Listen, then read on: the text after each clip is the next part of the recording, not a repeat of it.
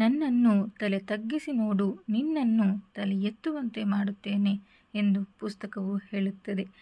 ಪ್ರತಿ ವರ್ಷದಂತೆ ಈ ವರ್ಷವೂ ಏಪ್ರಿಲ್ 23ರಂದು ವಿಶ್ವ ಪುಸ್ತಕ ದಿನ ಹಾಗೂ ಹಕ್ಕುಸ್ವಾಮ್ಯ ದಿನವನ್ನು ಆಚರಣೆ ಮಾಡಲಾಯಿತು.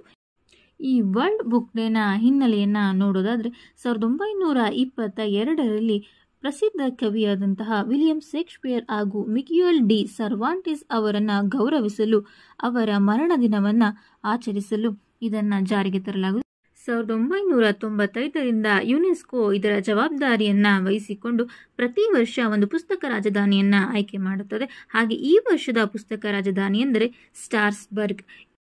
ಈ ದಿನದ ಮಹತ್ವವೇನೆಂದರೆ ಓದುವಿಕೆಯನ್ನು ಉತ್ತೇಜಿಸುವುದು ಹಾಗೂ ಪುಸ್ತಕ ರಚನಾಕಾರರನ್ನು ಗೌರವಿಸುವುದು, ಜೊತೆಗೆ ಹೊಸ ಹೊಸ ಪುಸ್ತಕಗಳ ಪ್ರಕಟಣೆಗೆ ಅವಕಾಶ ಮಾಡಿಕೊಡುವುದೇ ಆಗಿದೆ. ಆದ್ದರಿಂದ ಇದು ವಿಶೇಷತೆಯನ್ನು ಪಡೆದಿದೆ.